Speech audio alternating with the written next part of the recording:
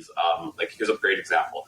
When I was still back in Edmonton at the University of Alberta, there was a kind of like a Mandarin and Cantonese like learning group at the University of Alberta, and they gave free classes to anybody in Edmonton, like on Saturdays and Sundays. So basically you could go to the university and meet, people who are willing to like teach, and then you can kind of create these communities. And then like I made friends from other people learning the language that, like we would go and practice on our own time, and they'd share resources too.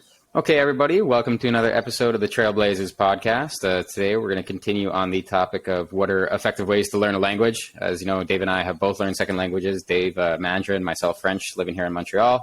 But just before we get going, we'd like you guys to hit that like button, hit that subscribe button, help us crush those algorithms, and be able to bring you some more content on, all the things that you guys are interested in and enjoy. So today, we're going to talk a little bit about what are some kind of more peripheral ways in your life that you can immerse yourself in the language you're trying to learn. That's not like directly studying, directly being in the grammar book or having a lesson with a teacher or, doing something really active. These are more passive ways that you can learn the language and increase that immersion level. Because at the end of the day, I think that's really what does it, is that time under stress in the language. So what are some easy ways you can increase that time?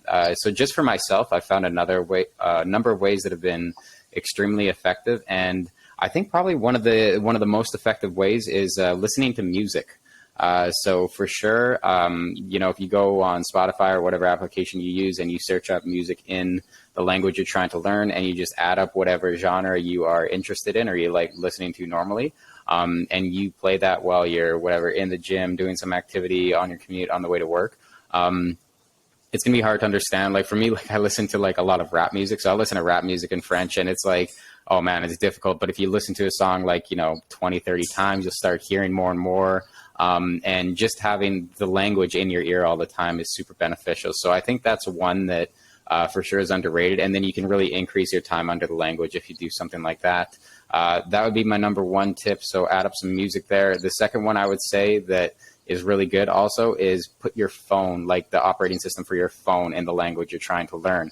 Because everybody's on their phone all day. You got to use it all the time. So you have no choice. And with the range of different applications and things you do on your phone all day, you'll get exposed to a bunch of different vocabulary and everything like that. So that's highly effective as well. I found it could be frustrating sometimes if you need your phone for something really important and you just don't know what this word means, but that's where the real benefits come in, because you have no choice but to learn or figure something out in that situation. So those are kind of my top two. If you want to increase your time under the language, those two will have a big impact outside of just your regular studying hours. Dave, what are some other strategies you found to be effective in this domain, just to kind of, have more time with the language you're trying to learn? Yeah, really good 2 tips, Tyler. I've used both of these before. To be honest, too, like even up to last year, like middle of last year, late last year, I also kept my phone's operating system in Mandarin. But then I finally swapped it back, and you brought it up right now, and I'm really like, I should put it back in Mandarin again. But sometimes, as Tyler pointed out, like I laughed when he said it can get a little bit frustrating. Oh yeah, it totally can get frustrating. We've been there.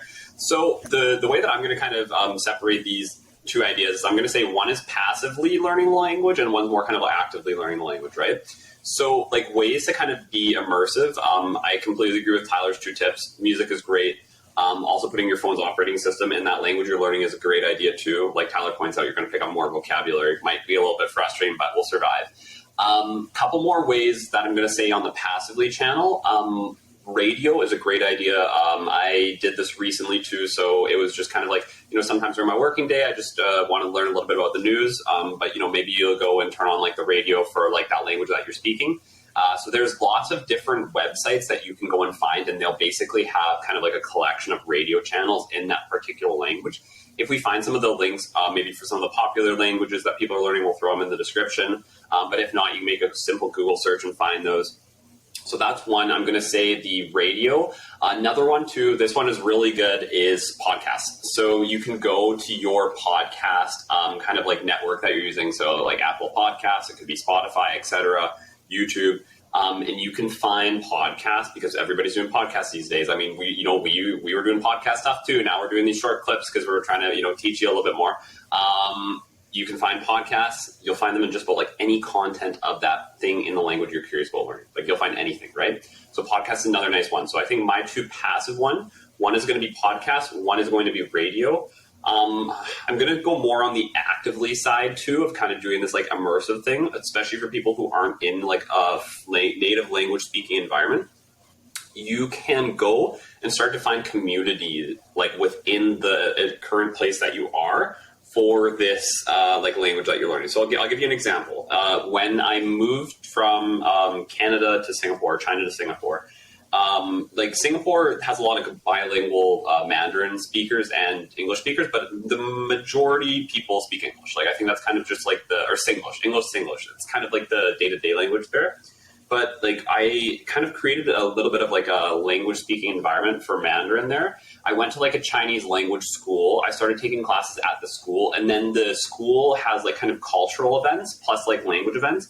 So maybe like every week or every 2 weeks, like they do some type of like language event. So you'd go to participate in that event. You'd learn a little bit more about like the language. You'd maybe learn about the culture. If there's like a culture that's also like kind of ingrained in the language that you're learning. So I'd say that's kind of like the summary would be something like this is you can go on meetup.com. I've also seen this here in New York too. There are like language learning groups for probably any language that you're learning in a particular place. Go and, can kind of be a bit more immersive in like a bit of a cultural and like a language exchange environment there. So, but I would put this more on the active side. Some people that might not be in their comfort zone to do stuff like that. But, if you're willing to do that, I think it's an amazing thing to do, and it will definitely help speed up your learning process. And then another kind of way that I would want to maybe point this out is it could be kind of, like probably finding maybe like a language exchange group in the place that you're living. Like I think it kind of is semi-related to what I was just talking about, but it could be a little bit different.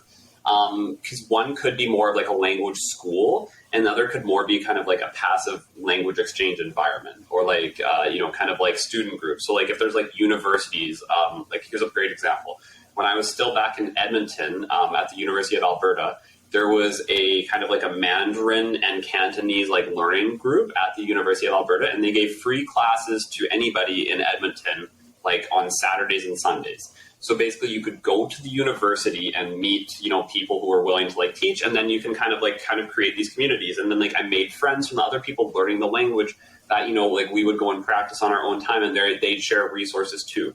So probably how I would separate these two kind of like active ones that I'm talking about. One would be like a specific, maybe like a language school plus like the community around the language school. And one would be more kind of like language learning groups, and finding like the community around those language learning groups. And I think like these are two nice active ways to learn the language. It's going to be a little bit more like outside of some people's comfort zone, but like, it is another opportunity. But, if you are just like learning on your own time, these passive like tips that Tyler and I have shared, I think are awesome. And they're also great ways to just, put content in your ear and like continue learning as you go. Tyler, any more thoughts that you have beyond these two topics that we talked about so far? Yeah, just two quick hitters here that I would add on to that is really like your two tips that you just gave there. It depends, definitely on the person, kind of what angle they want to come at that from. Yeah. But those are two extremely good options that I feel like you can get in any city outside of the country where you're of the language you're trying to learn. So that's a really good way to get immersed. Another thing I would say, I'll touch on just the podcast that you mentioned, because I've used those. That's extremely good.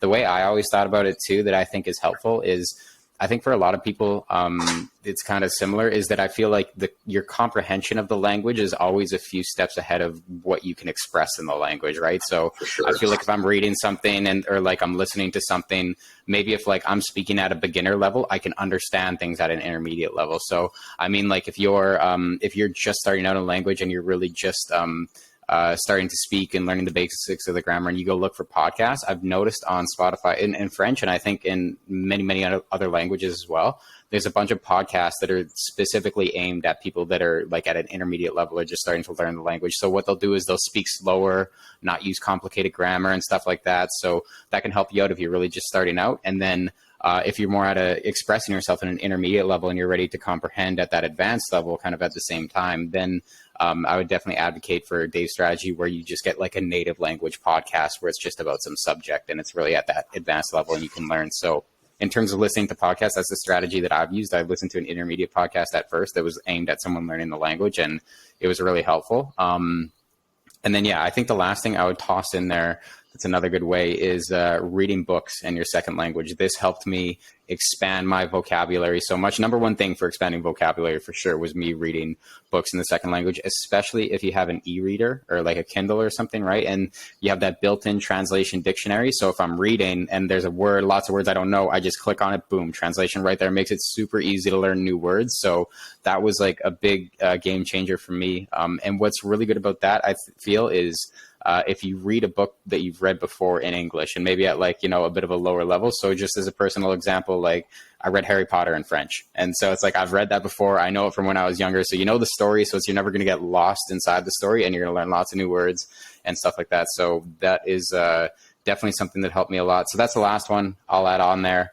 So yeah, hopefully you guys can take all these tips together, increase the time that you have with the language you're trying to learn. And yeah, let us know your results. Drop some comments down there below. Let us know if you have any other interests about language learning. Dave and I can kind of cover a lot with that, and we'll be sure to make more videos on it in the future. So we will see you next time, guys. Peace.